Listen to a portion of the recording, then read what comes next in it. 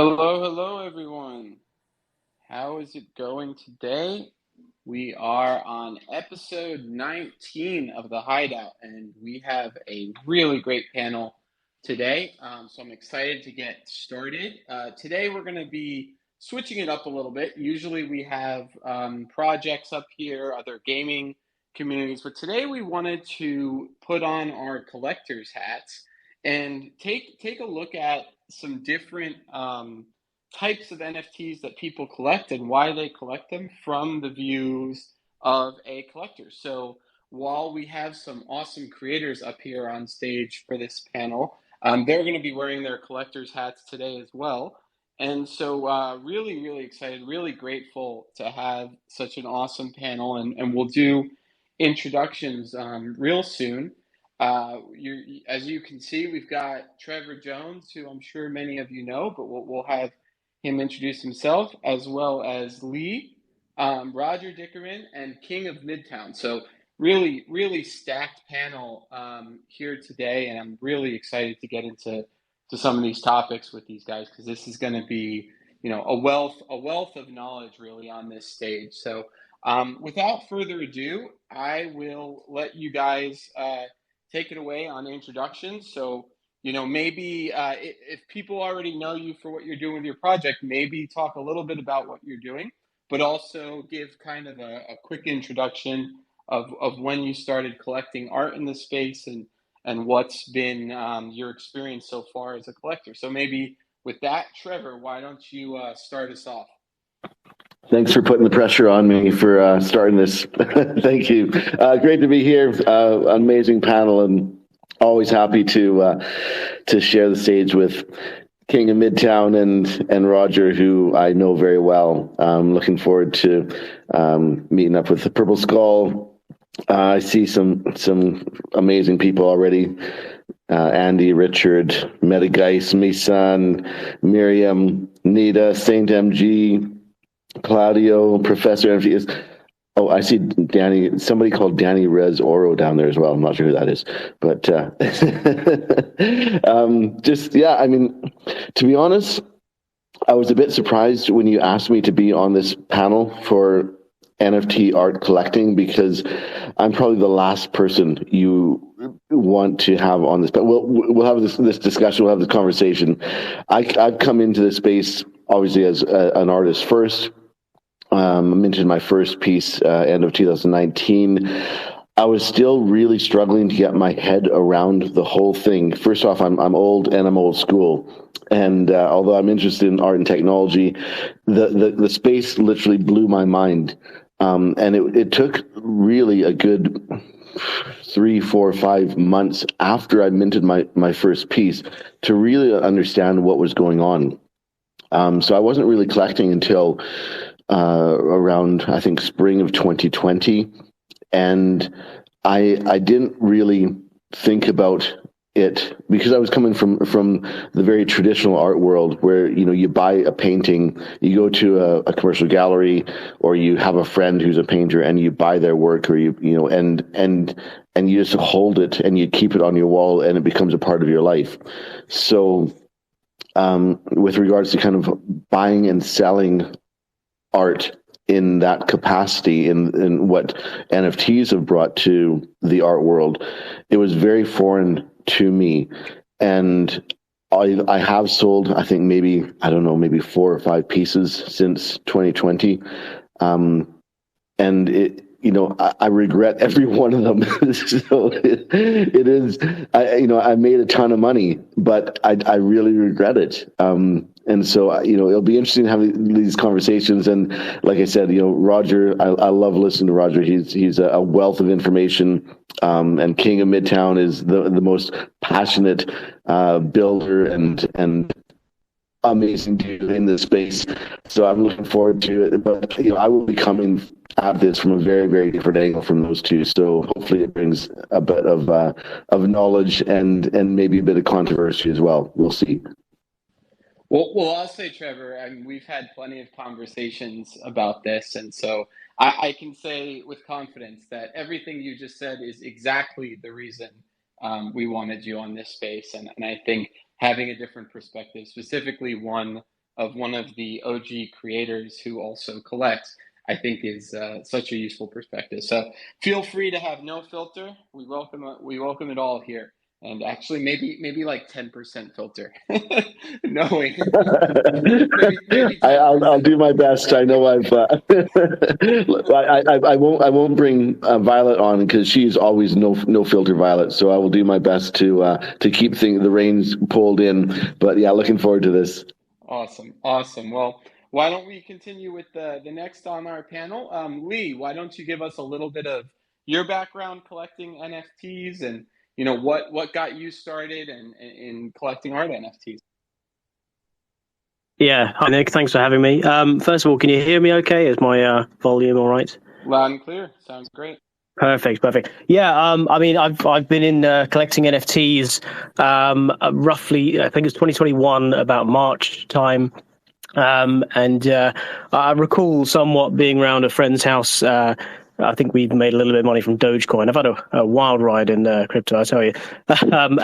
Yeah, we discovered these CryptoKitties things. I guess I kind of went into the NFT world blind, fear of missing out, completely just buying the first thing I see. But ultimately, I'm glad I did, because then obviously it's a learning curve. You learn what you do. And prior to this, obviously, I did collect art in general. So I have plenty of paintings and screen prints. So it was kind of meant to be, but I just didn't know it initially. I It was think we kind of might like have lost you there, Lee, if you can hear me okay. I can hear him 100%, so it might be you. I'll just test. Can you hear me okay still? You're good. Let me know. Give me a thumbs up, Nick, if you can hear me, and then I'll continue. Okay. I kind of went in blind, but like I said, it was kind of meant to be for me because I've always liked art. And then I've started with just buying the first thing I see, which I think was a Slime Sunday collaboration with. It was a music piece, I think. Anyway, I go in from there, and it did quite well. But I thoroughly enjoyed it. And then obviously growing and knowing what I like now, I purchase art that I enjoy rather than just going in it head first, because obviously you learn from your mistakes. I have eyes now on pieces that, in my opinion, deserve it. The likes of Trevor Jones, of course, as he's here. I'll just mention you. But that's kind of where I'm at. But yeah, love art. And I just think the NFTs is a great way of collecting it. It's a little bit addictive, but it's lots of fun. Oh, and I'll add that if you do know me, or if you don't, you might know me as I'm the guy that hoards all of the coins from the Satoshiverse Discord. So yeah, I'm at the top of the pile. Sorry, guys. For now. Amazing. Well, looks like I was the problem there on the tech cutting out. So sorry about interrupting you, but really glad to have you on. Now why don't we turn to Roger? You've done so much in the space, and I'm so happy that you're able to join us on this panel. But why don't you give a introduction of the things you've done, the things you're doing, and what you love most about collecting art, and how you got into this wonderful space.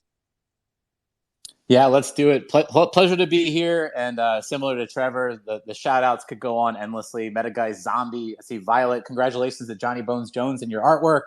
Freddie Pinstripe. All right, that's it.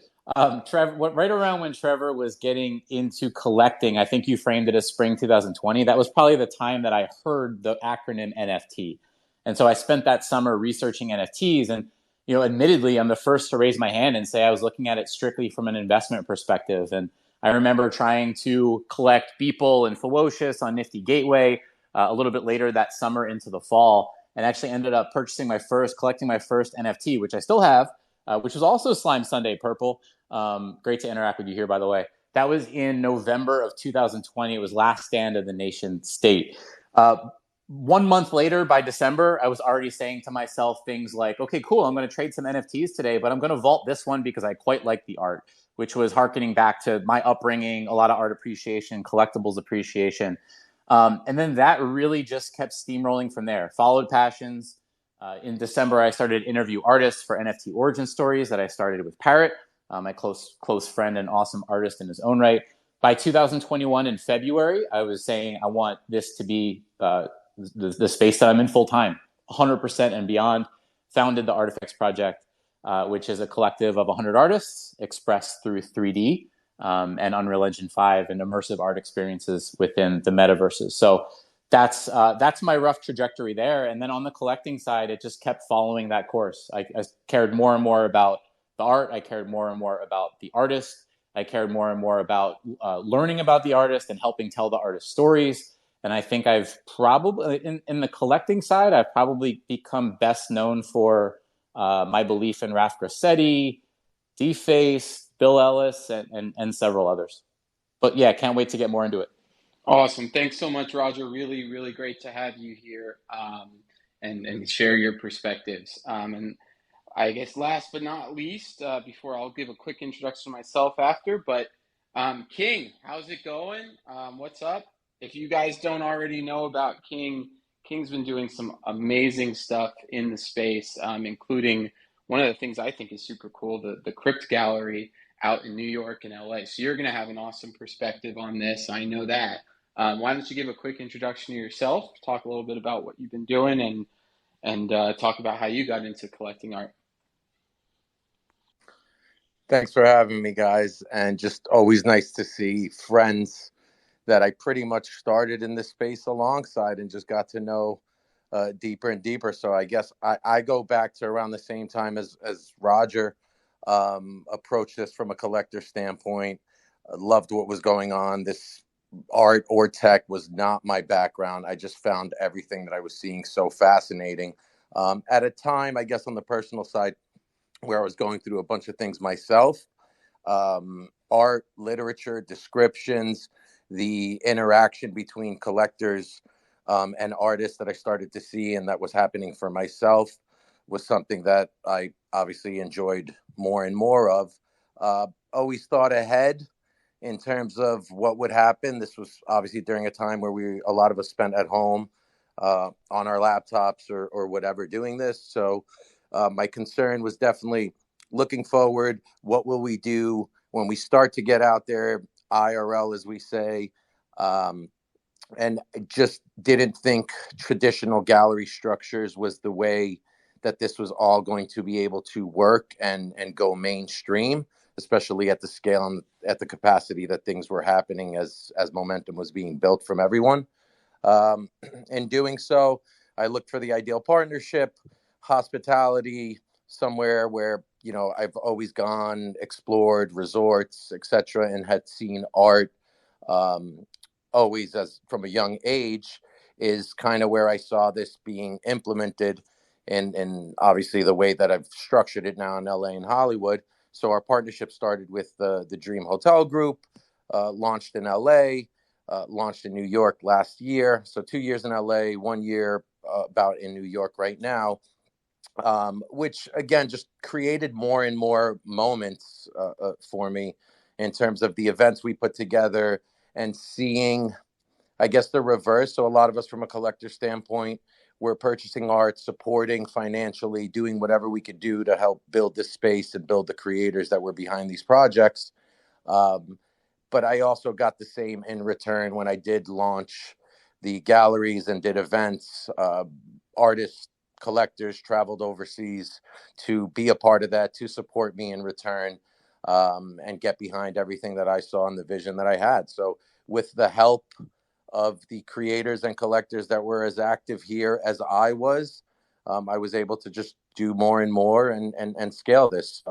In doing so, my friendships with guys like Roger, obviously, and Trevor, whom I respect fully and support fully, to see their journey. And I got to really recognize if they were real ones or not.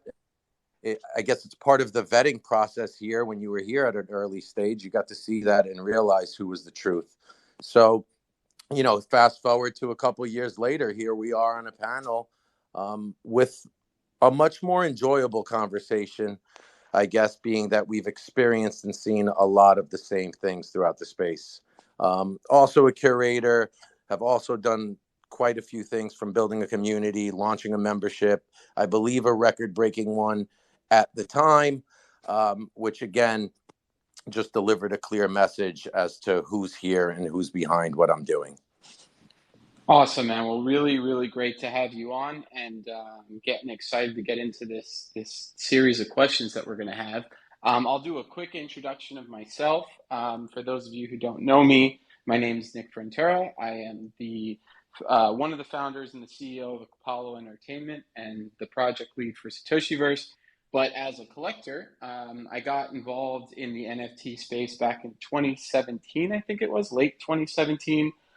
Really was just focused at that time on collecting land and Decentraland and some game assets, some of these early gaming assets. But then I think it was early 2020, I took the leap into art NFTs.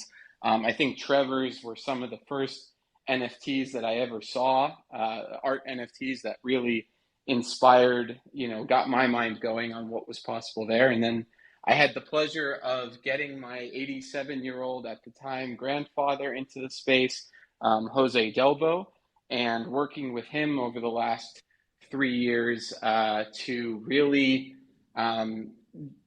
try to do new things in the NFT space, including, working with incredible artists on collaborations like Trevor, Hackatow, and tons of others, and really getting to see, I guess my passion quickly became collecting art, but getting to be part of the creation process, even though not being the artist themselves, was something that was really special to me, because I always approached any drop that I would work on or help curate from the collector's perspective. And I think that really was awesome. And getting to work with Jose for all these years has been super cool and really allowed me to meet some of the most incredible people in the space, many of which are on this stage. So I'm really excited to get into this and talk about some awesome topics here. So Spencer is on the Satoshiverse account and is going to be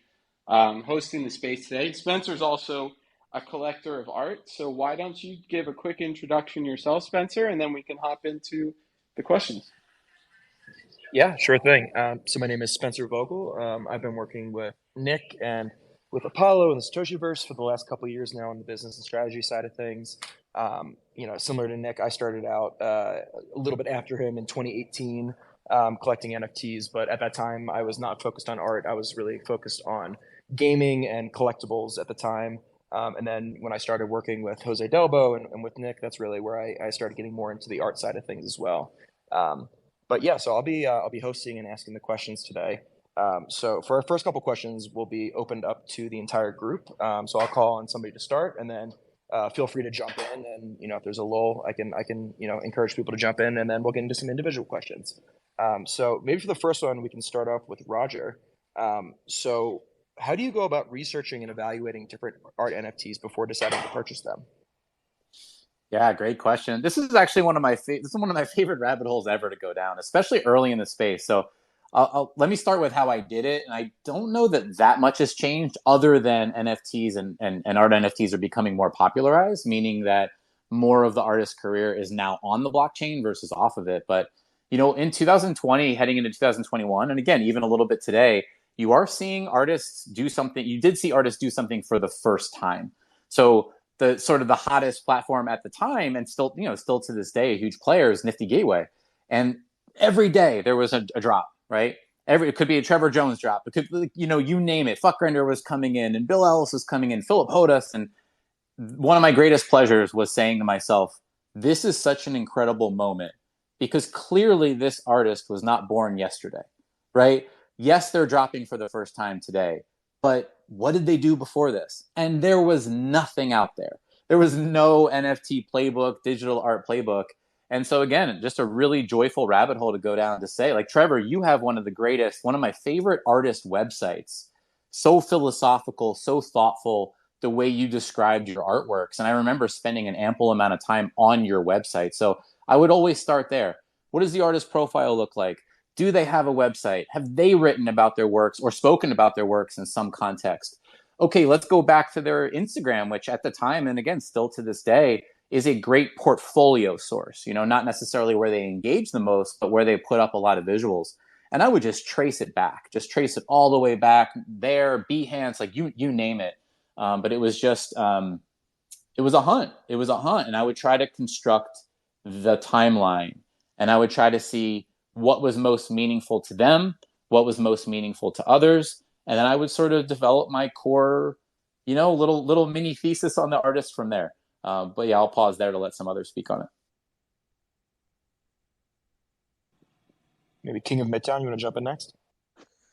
Yeah, so I loved hearing Roger say that, because those days will never be forgotten. It was almost like there was a purchase being made every single day. It was nonstop action. The activity feed, as we all remember it, was just the minute something would be available, it's like within seconds it'd be gone. And I think, just like Roger, a little bit beyond that, I guess, was the immediate connection and interaction with a lot of these creatives. And Trevor, obviously, for example, which I'll use, and Bitcoin Angel, which we all love and loved back then and had its record-breaking moment at the time. I would monitor and just see who Trevor was as a human, and the way he started to interact with everybody that had collected that piece. And again, something that I found extremely different from what happens in society. If you look back at a lot of these these artists or creators that had huge social media followings, or celebrities, nobody was interacting with anyone. It was just too much for them to kind of take on and be involved in.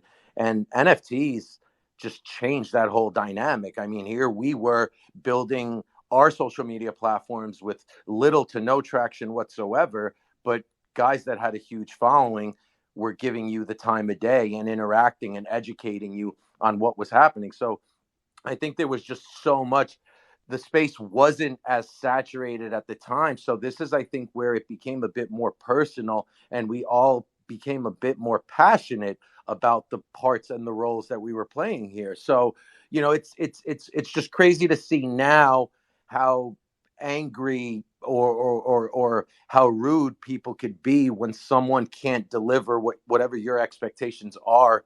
But back then it wasn't that. It was almost like a push, because we were teaching each other and we were giving those perspectives the way we were coming in. And like Roger said, for Roger and I, it was a collector's perspective. And then Trevor was giving an artist perspective. So we were more inclined to work together back then and help build this, as opposed to now, where I don't treat it the same. Yes, I look at history, but we've seen that history and what people have done prior to the space really doesn't have that much of an effect for some.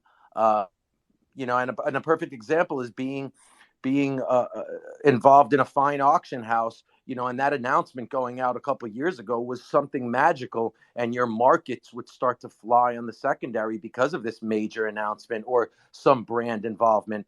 And now, you might get movement, you might not. So I think a lot of it is how much happens, how saturated the space is, and little to no time has to actually build these relationships or go down the rabbit hole, like Roger said. So a lot of things have definitely changed for me, but the first and foremost thing after the art is who this individual is, how they've carried themselves throughout the space, and what I've seen them do. Even from a curatorial aspect, I treat it that way. I feel like everyone that I've curated, I've built a friendship with and believe in the same way they believe in me. And that's how I kind of approach. I'll quickly jump in now, and 100%. Both Roger and King are just such exceptional people and collectors in the space, and supporters of artists.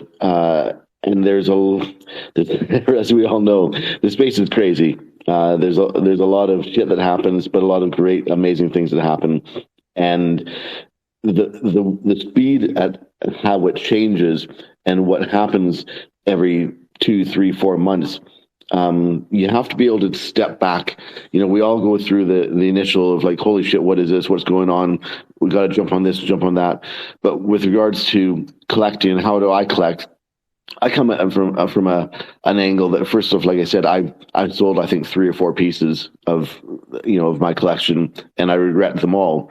But I still think I have a lot of advice to give to people who are collecting, and that's actually, Roger and King both touched on it. Number one is the history, like Roger said. And I did the Art Angels Twitter Spaces, and I've taken a wee break from that just to focus on my work, but I'm starting it back up again with a big launch at Lisbon NFC Summit in June with a whole selection of new artists. But trying to pick the artists for that is really hard because there's so much talent out there. I see Richard Massa down there listening. There's so many great artists, and like Roger was saying, how do you research? You can go through. There'd be these artists dropping on NFTs, and you think, "Holy crap, I like that, I love that," and then you could find no information on them at all. And it's. I'm not saying that it's the sirens are going, but I'm just saying, for me as an investor, if you call it that, I want to know the history of that artist. I want to be able to see, okay, I can go back and find information about who they are, where they came from, what their education was. Not saying that you have to have an art education to create unique, innovative, relevant art now, but it does mean something, 100%, that if that person invested 3, 4, 5 years of student loans into, and the immersion they've had in their background, their art, that there's going to be a knowledge base there that hasn't just come out of playing around with a few bits and pieces of art or technology. So there is the history, there's that knowledge base that is very important to me. Also the meaning and the relevance of the work. Okay, we live in a time right now within NFTs where it seems like everything is new. Okay, there's generative art, there's AI art, there's 3D, there's text, there's animation, all these different things that you can explore. And so it seems like everything's new. But what's the message? What's the essence of that work? Why is that piece important? Why is it made now? What's the meaning of that artwork? And what is the message that the artist is trying to say? Now, you can say, well, is it important? It kind of is. I mean, and I think from a collector's point of view, if you're in it only to flip it and make money, you don't care. But if you're buying a piece of art, just like you're buying an artwork from a traditional art gallery, that you want something that you can live with and that you can look at every day and that you can build a relationship with that particular art piece. And I think that's really important. You have to think about relevance and techniques, uniqueness. When I was doing the Art Angels interviews, basically was like a Google form asking the artist what things like, why do you think your art is unique? And that really tells you a lot about the artist, because if they can't tell you why their art is unique, then what are they doing? They don't know enough about the landscape. Not saying that it's not unique, but you should have some kind of background and history and knowledge of what else is going on. You have an overview of all the other artists that are working in the space. And, I'm not a digital artist, so I don't know how a lot of this stuff is made. I don't. But that's why I'll go down different rabbit holes, like, what's it mean? Where do they come from? What are they trying to say? And then going towards what King was saying earlier was like the online interaction. How do they engage with collectors? How do they engage with other artists? Are they a nice person? Do they engage? And a lot of the pieces I've bought, they go hand. Ideally, you would love to buy a piece by an amazing artist who's unique, who's innovating, who's a genuinely nice person, who's a saint, who's lifting up the entire community. Chances are they won't have all those those things. But if you can find some kind of balance between a great artist who's a good person, who you'll just love to support, and you want to get to know them as an individual, ideally meet them in real life, and they're doing really, really cool things, and they're also lifting up the community. They're also doing collaborations. They're helping other people. So, long story short, that's kind of what I look at. I guess that's my cue. Yeah. So I think I echo pretty much what everyone else has said. The only thing I would probably add to it is just my own perspective of it. And when I first initially came into initially start collecting NFTs, so I mean, one of my main first points of purchasing them, because I didn't have a clue what I was doing. I mean, I could identify. A piece I'd like, if something looks nice, that's easy. I can do that. I've done that for years. But what I couldn't do is, who do I trust? What is good? Where do I purchase it? So I started initially with Nifty Gateway, which I'm sure most, if not all of us, are familiar with. I found that helpful. Obviously, you can quite easily see who the creators are, and for the most part, anyway. And then if you can't, I like to say, as I mentioned, I mean, King of Midtown, I hold, several gold and a platinum, I think at least one or two. People like himself and also 33. I just think those guys are great because they showcase the up and coming artists. And then they've got their own Discords. I mean, there's tons of information there, and the artists themselves will go on. It's the easiest place. So if ever I'm speaking to a colleague or a friend, who's not into NFTs or doesn't understand it, which for me personally, I mean, I'm from the UK. I don't really know that many people that do NFTs. A lot of people, although I'm fairly liked, they think it's a bit weird, which is fair. But it is. I go, look, if you're going to buy anything, I never force anyone to buy anything, of course. But a King of Midtown, a 33. To me, it's like a doorway to. Upcoming NFTs. You don't like what's on now? Absolutely fine. I mean, that's yours to keep. You can understand what an NFT is, sell it, buy it, do whatever, but it's also a key to an upcoming project. It'll probably interest you to sort of look into yourself. As I say, I'm a little bit more seasoned now. Although I've still got King of Midtown NFTs and still do all that, I do now. I'm brave enough to venture out into the big world of Twitter, where obviously you have to tread a little bit more lightly. But it's tons of fun. Researching the artist, reading the lore. That to me is a big part of the art. As well as Trevor mentioned, if you can get ones that are nice and friendly and have great people in the Discord, like Danny, for example. She didn't tell me to say that, I promise.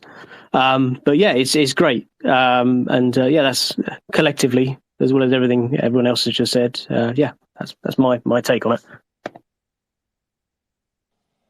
Nick, anything you want to add here before we move on to individual questions?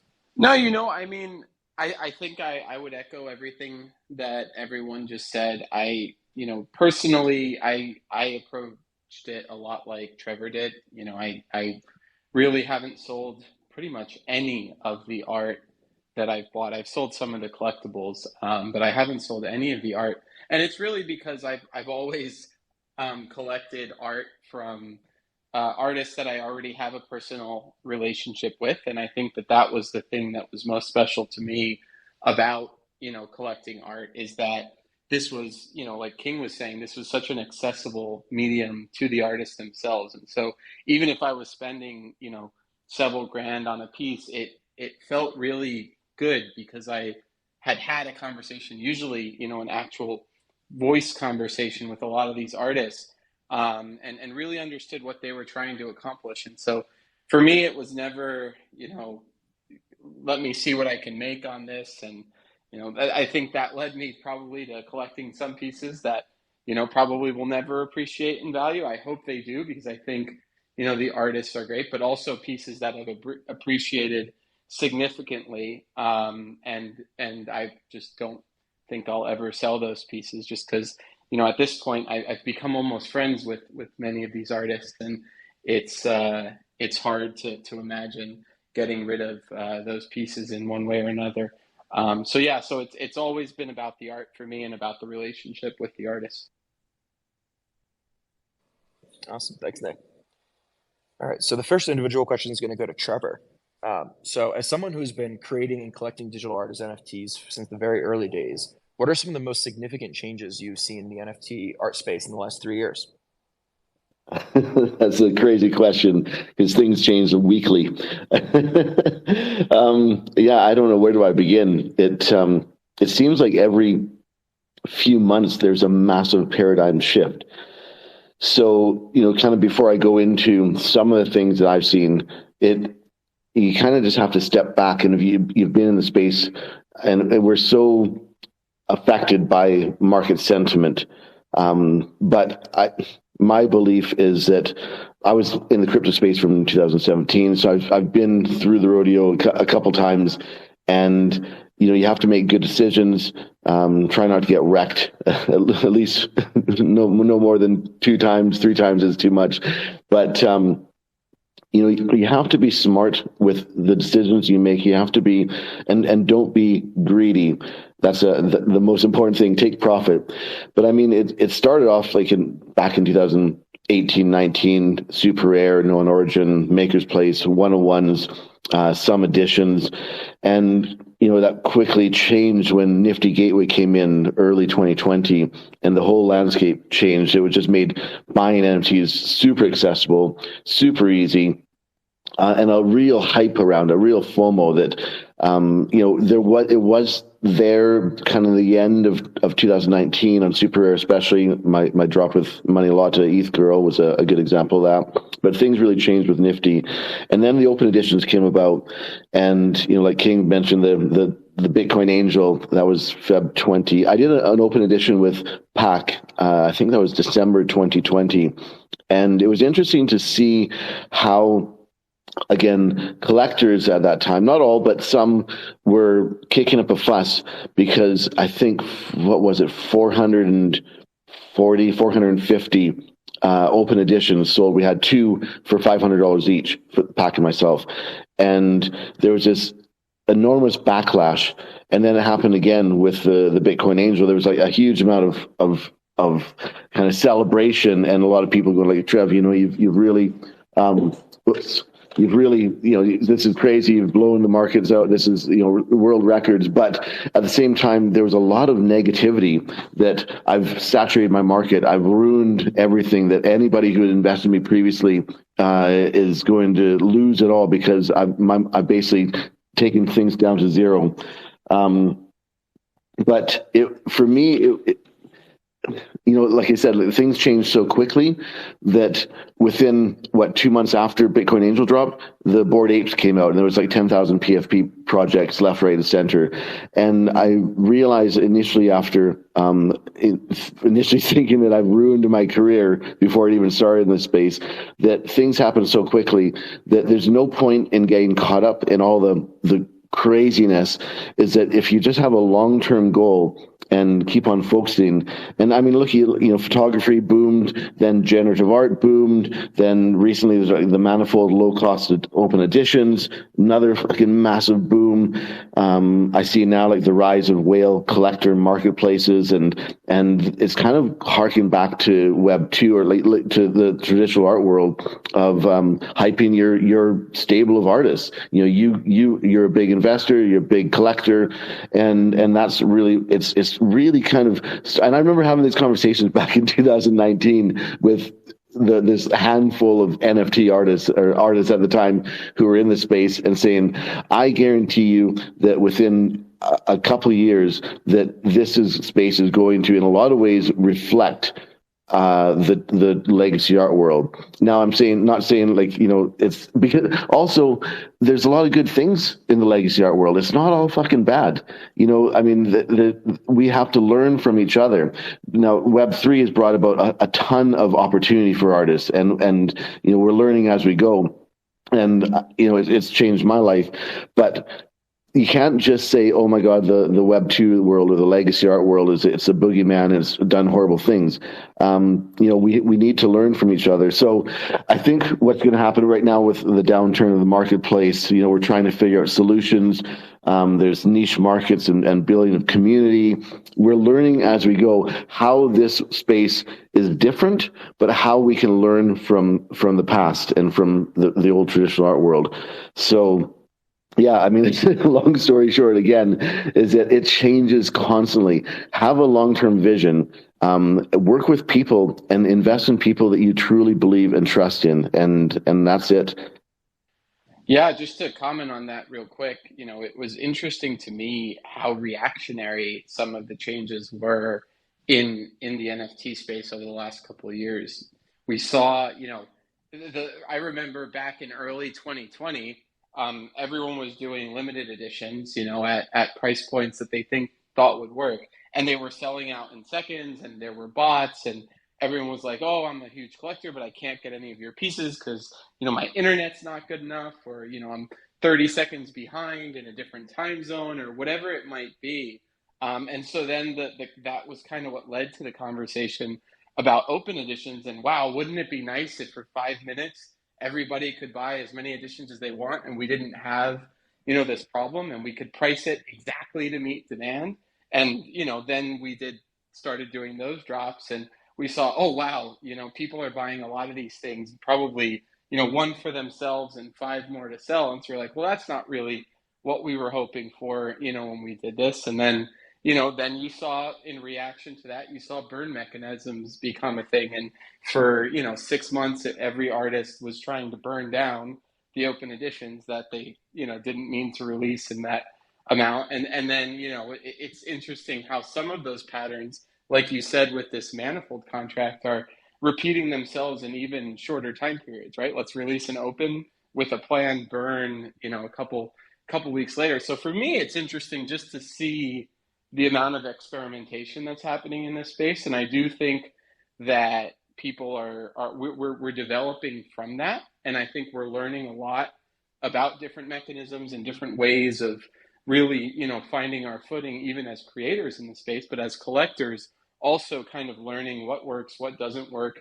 And I think everybody's experimenting. So it's an interesting ship to be on from that perspective.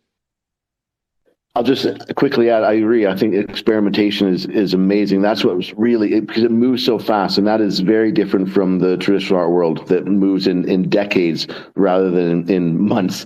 And that's a good thing, and because of that, we're always learning, we're always expanding our knowledge base. Violet just came in here and told me, talk about the problem with the promotion of average artists by platforms. And that was another big thing that happened, from 2019, early 20, where the main marketplaces were really pushing the artists and then really kind of getting their name out there. And that changed massively, probably by the early 2021, mid 2021. We see the rise of these smaller galleries, or like in King of Midtown is a great example of that. And in some ways that reflects the traditional art world, where you can't, if you're a traditional artist, you're a painter, for example, and you work with a gallery that has, let's say, a stable of 30 artists. It's not a bad amount. That particular gallery owner can tell the story. They can learn about the artist. They can, you have that your solo exhibition or a group exhibition. As soon as you start working with galleries who have 100, 200, 300 artists, it's absolutely impossible. And the top 5 will get the support of the gallery. Everybody else falls to the wayside. And that's essentially what happened in 2021. It just became a fucking free-for-all. Huge amounts of money being made, mostly PFP projects. And these big marketplaces completely ignored 99.9% of the artists, including myself. It's like, well, wait a second, we helped you get here. We all worked together, and now you're giving us nothing, and you're still taking 20 or 15% of anything we drop. So I think there was a huge shift in kind of what marketplaces we're doing. Now they're trying to kind of backtrack again. They're starting to reach out again. But I think there's been a new shift in, like King of Midtown and the Crypt Gallery, places like that, and IRL galleries who are really starting to, learn how to really uplift and bring together a really talented group of individual artists and raise their voice. Awesome. Thanks, Trevor. So next question is up for Roger. So what do you think are the most important doors that NFTs have opened up for digital artists and creators generally? This is a great question, and it's one that I really like to answer now because I think we've gotten partially sidetracked with the royalty conversation. I'll circle back around to that in a second, but the main door that's been blown open, like Kool-Aid Man style, is digital asset ownership. Like that to me, it's unspeakably huge. Like digital asset ownership in an approachable manner. Unbelievable, like incredibly meaningful, huge vertical. And that's really why we're here, right? And then to spin that off into the royalty side, I think that while recent conversations have been, disappointing, I think it's part of. By the way, let me be very clear. I support royalties. I support the evolution of royalties, kind of finding that sweet spot, finding some dynamism, because I think we're starting to realize very productively that there are differences among artworks, among other types of assets, PFPs, etc. And that's all still in the balance now. So we see these aggregators who, just to retain market share, are avoiding royalties, or at least enabling people to avoid royalties. Not unexpected, and I understand that's super scary in the moment. But, I think we're going to need to break out. Like, this is too large of a space to be contained in any one place. We're going to need to fracture out. I use that word very productively. We're going to need to find ourselves in niche marketplaces and figure out, how to put forth a form of royalty that makes a lot of sense. But I would say first door, primary door, digital asset ownership. Please don't lose sight of that ball. It didn't exist. It exists now. It's massive. It's monstrous. It's everything. And then the other door is royalties. We're going to figure it out. We have too many advocates of them to not figure it out. They're probably going to have to be at least a little bit dynamic. But, one of my favorite stories, when we talk about the sale of artworks up here as collectors, probably the sale that I'm most known for was one that I never intended to make. And I had the opportunity to pay Trevor Jones royalties on a physical. And that was exciting to me. Like, there are most collectors, I understand you can get loud voices out there sometimes, and you can get our eyes off the ball. Most collectors of art want to pay their royalty. Like, it's an exciting thing to do. There is a symbiosis in this space that makes it very, very special. Roger, can I just very, very quickly say, I was going to bring that up later, but thanks for bringing it up now. And my gosh, what you did is so, so important. And for people who don't know, there was a transaction with one of my physical paintings, and Roger DM'd me and said, look, I've got this transaction happening. This collector wants to buy the work, and I want to give you 10% of the sale. And for me, it was just mind-boggling, number one, that he did that, because that would never happen in the traditional world. And also it just showed me what kind of person that Roger is. He's, that I have so much respect for him for that, because nobody else would, I don't know anybody else who would do that. I guarantee you, I'm not going to tell names or anything, call people out, but there's been a number of other transactions, both of digital NFTs of mine and physical paintings in this space, from one big name collector to another one, and I got nothing out of it. And I found out, and so it is what it is. But I just want to say, for everybody who's listening, for Roger to do that and to make that point, it means the world to me. So all respect to you, man. I appreciate it so much. Thank you. Next question is to Lee. So, in your opinion, what areas of the art NFT space could benefit from improvement, and what innovations do you hope to see in the future?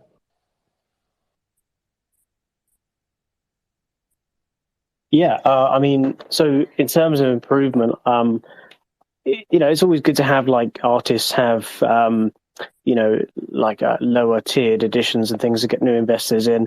It's always good as well, as a collector of lots of pieces, especially Jose Delbo, for example. He does lots of editions where, he'll reward his collectors. As I say, if you've got a few, he releases them, uncolored, which is quite good. In terms of what I think could be improved, without keep mentioning him, the Slime Sunday recently did a drop where he released an open edition. He may or may not be aware of this, and I think it's a great idea. In terms of myself, who likes to collect art, although I love NFTs, I also like the physical side of it as well. And I thought it was a great idea, which I think he teamed up with a company. I think they were called Beryl, from memory. And the idea, like I said, I like technology as well. And the piece itself can be scanned and then verified on a separate blockchain. I think that's great. I've not heard of that. Like I said, that's another thing I look at as a collector. I like things that are different. A combination of art, technology, and obviously a big name is a no-brainer for me. So I was all in on that. But yeah, things like that I love, and it'd be nice to see things like that happen again. I think, am I not mistaken? I think Trevor, have you experimented with sort of QR codes and things in your paintings? If I'm not mistaken, I'd say I do like sort of the two coming together in the real world as well. So that does always interest me. I know that's not exactly what Slime Sunday has done, but I just like unique things. To me, that's art in general. To have like a unique selling point, something I've never seen before. Whether it's an open edition or a one-of-one, it's something that gets my interest, is something I'm always looking out for. Oh, and to add to that as well, just as I thought, one thing that obviously the Satoshiverse had done fairly recently, although it may have been a little while ago now, with the Decentraland clothing that came with their avatars, which I think was, again, a great idea. To my knowledge, I think it was the first that they've been done with the same asset, because I'm in a few other projects that have done a similar thing, but certainly not with the same NFT. So yeah, anything unique and different is something I've definitely always got my eyes open for. Awesome. Thank you, Lee. And speaking of the Satoshiverse, every week on these Twitter Spaces, we do a giveaway. So today we're going to be giving away one of our 8mo Army avatars. And the winner for that is at 6 p.m. Congrats, and send us a DM, and we'll make sure to get you that avatar. Yeah, and just a follow on to that, those 8mo Army avatars are very soon going to get you alpha access to our game. So we've got that coming up in the next few weeks, and you'll be able to see the 8mo Army avatars in world, which I'm super, super stoked for, because that's going to be, I really love that collection personally from an art perspective as well. Awesome. So next individual question is to King of Midtown. So what role do you think IRL exhibitions are playing and will play for our NFTs now and in the future?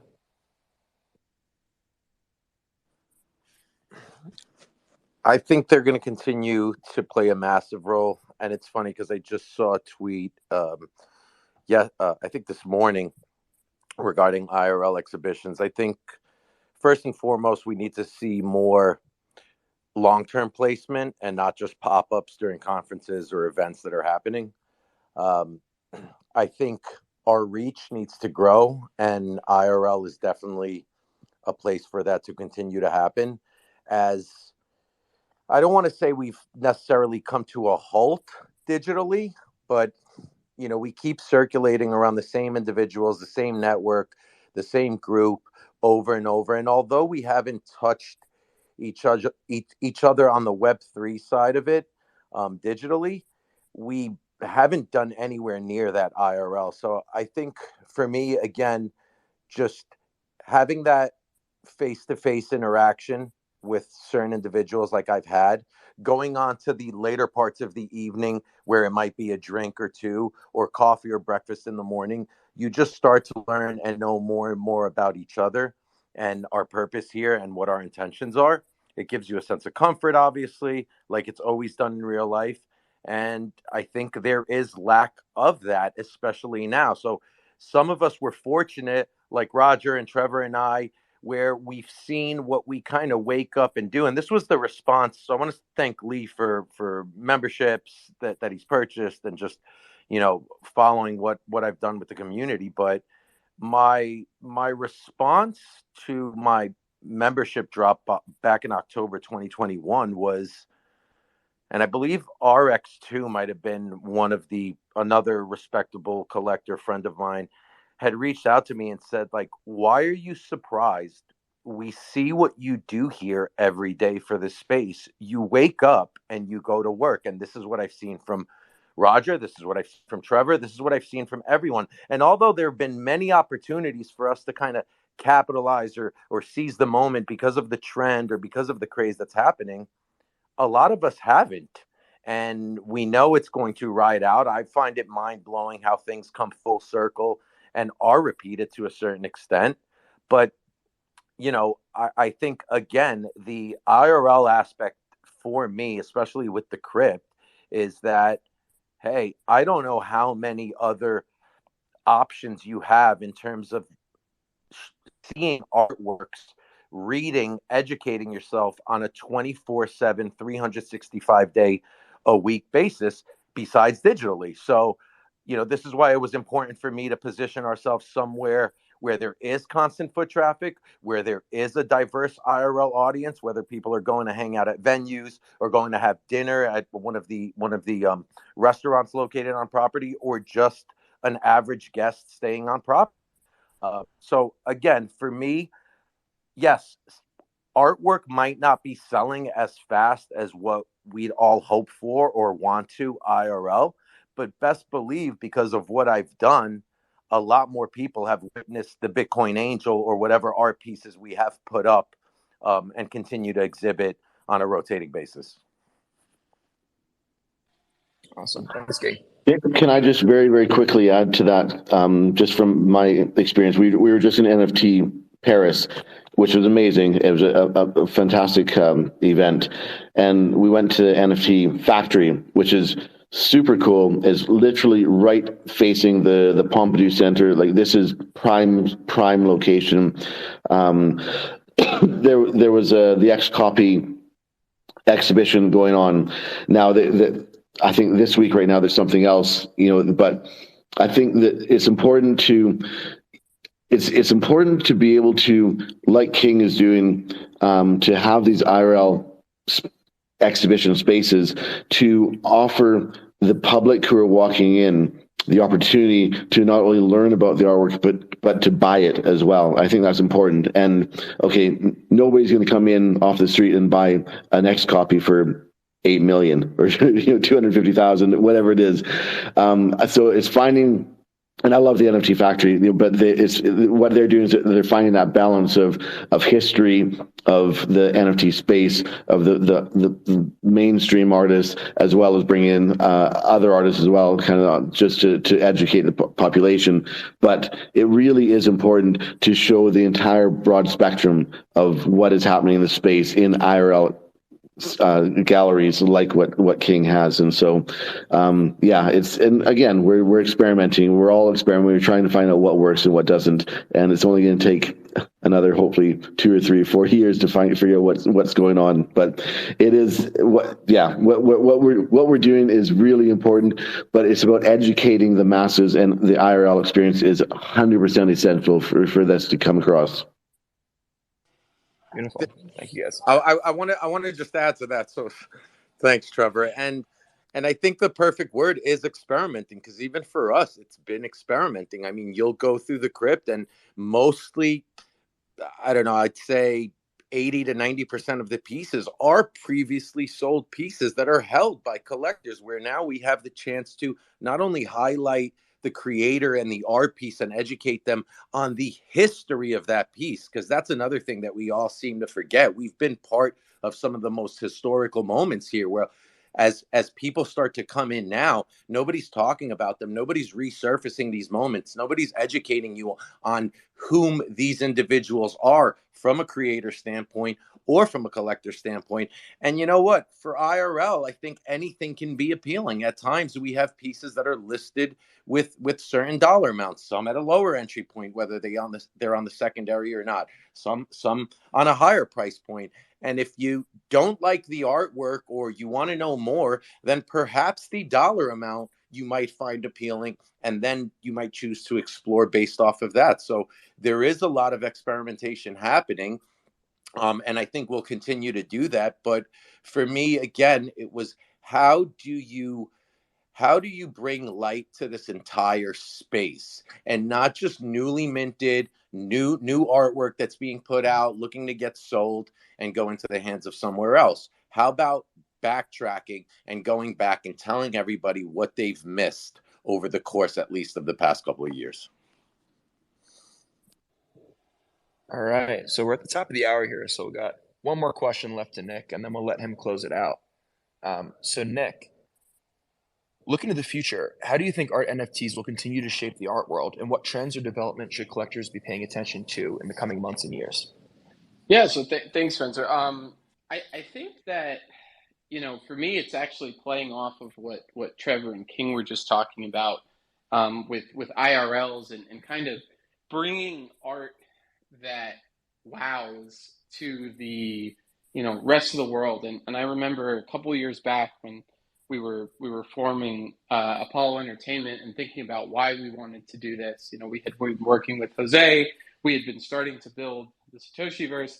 But my thing, and Trevor can probably vouch for the fact that I've kind of talked his ear off about this. But I want to see something that wows me, right? And I think that over the next 2 to 5 years, the combination of the top creatives in the world starting to work in a digital medium, the combination of technologies like AR glasses and VR and augmented or artificial intelligence, all of these new techs that are going to really allow creators to take their work to an experiential level that is, one, impossible to achieve in the physical space, and two, completely new and has not been experienced by people before.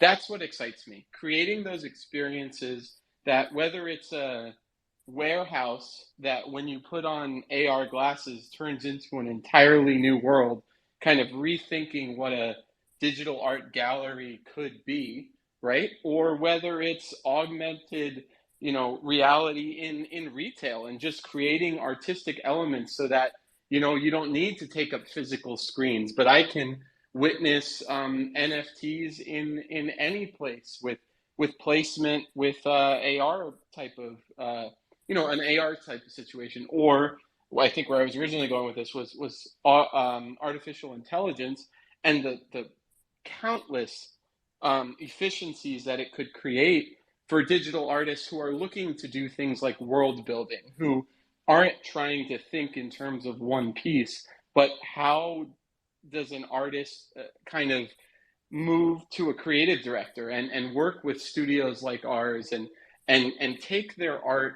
to the next level. Because I think that the only limitation for the future of this space is going to be creativity, right? I think all the tech is going to get to a point where you can achieve whatever the creative mind allows you to achieve. And I think that that's, for me, being part of that, being part of building the rails for that through our company, and then working with artists like Trevor, who I consider to be one of the top creatives currently out there, period.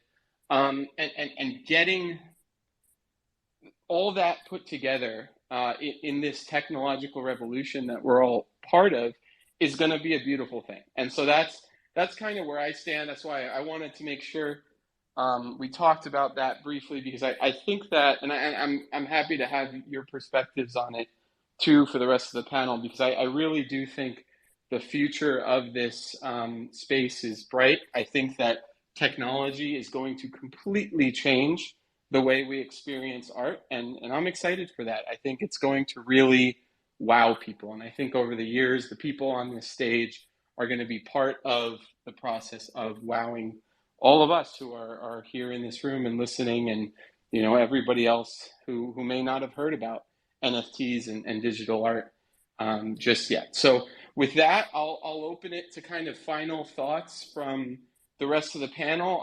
But thank you, all of you, so much for being here. Everybody who joined to listen, everybody who's going to listen to the recorded version later, and of course, all of our panelists who, every one of them are busy people. And thank you for making the time in your day and joining us. And feel free to give any last thoughts, whether on that last question or just generally.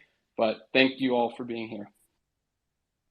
Nick, thanks so much for having us.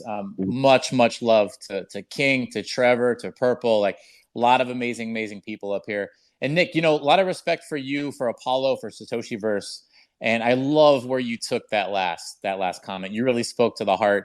Obviously we're talking more about collecting today, but he flashed in here earlier, Dirk at work, art director at Artifacts. I see Metageist down there. Like, I love the angle of VR, AR, immersion, world building.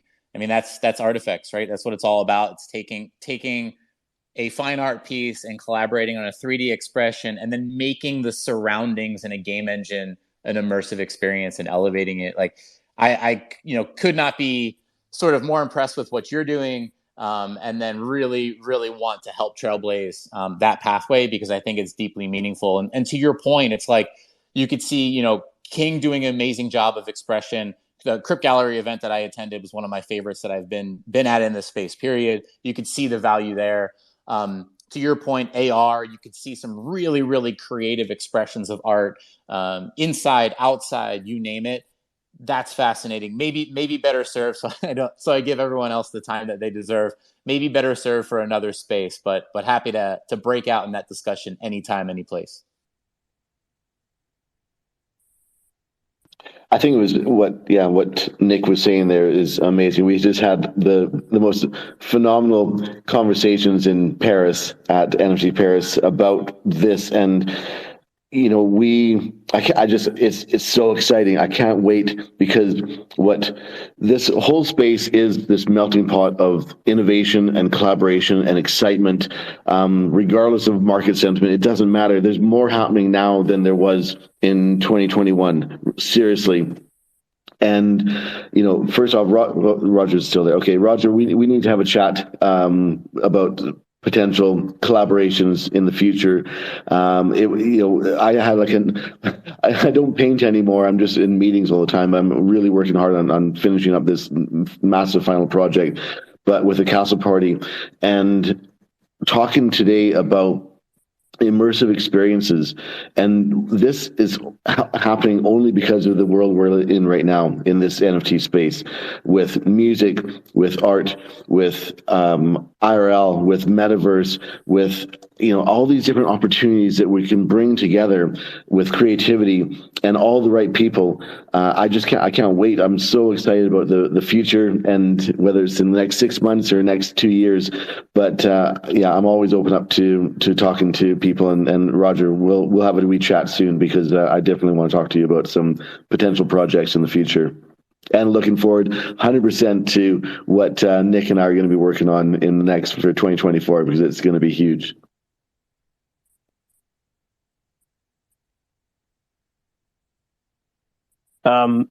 I'll jump in quick.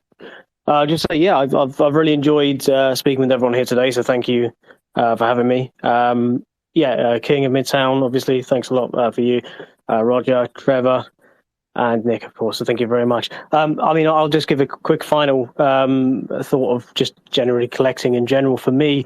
I've, as you can tell, I'm not a public speaker. I just love art, and I love collecting, and I love communities and NFTs and talking nonsense. So this is great for me. Maybe not great to listen, but I've enjoyed it. It's really fun. I will say, for me, collecting, whether it's me collecting historical art pieces or profile pictures, whatever I collect, or technology pieces, I make sure that whatever I'm doing, I'm also collecting things that I think that I enjoy. So I like the piece, because I think if you buy a piece of art, and this goes outside of NFTs, of course, I've always collected pieces that I like. Don't get me wrong, if I see a Banksy at a car boot sale that I think looks like a piece of crap, I'm going to buy it if it's cheap.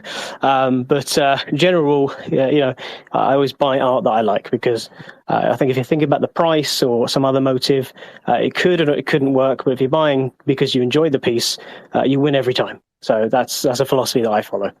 On that note, thank you very much for hearing me out, everyone. Appreciate it. 100%. I agree 100% with you. I guess I'll close out. It was great talking to you guys. I mean, you know how I feel about all of you. So, all great individuals. And I guess most importantly, it's been great being here and watching you guys excel and get to where you have. I mean, Roger, one of the biggest announcements that I'll never forget is you joining a Micah and the Aku team. I mean, again, it just felt so good, as if I'm just a part of that journey with you every step of the way. And I think just for all those coming into the space or just not knowing, and a lesson I guess I just try to teach myself all the time is there's just too much going on and it happens way too fast. You can't be a part of everything and you can't jump on everything. So just move cautiously, patiently, most importantly, because a lot of things just don't turn out the way maybe we all expected them at times, especially now. If you weren't part of this craze that happened, or some of the times we go back to in the earlier days, and just find and connect with people. That just takes time to build, whether you look at it IRL or you look at it here digitally. So there's a lot going on, I think, for everyone. We all need to be conscious of that, and we all just need to be patient, I guess, when things just don't happen the way we expect or want them to turn out. The whole IRL aspect of this, I think, just becomes more and more enjoyable for those that get to attend or experience different events. So thanks, Roger. I'm glad you had a great time. It puts a smile on my face when I look around that room and I actually see people that I consider my true friends there and enjoying themselves. And I think we just treat it as a celebration, and that's exactly what we should be doing. We should be celebrating together, the way we come here every day. So the fact that I'm able to do that and I get the support, like I mentioned earlier, back, keeps me going here, makes me want to do something bigger and more spectacular every time, because I want my friends to walk away remembering what I've put together for all of us. Incredible. Well, again, thank you all so much for joining.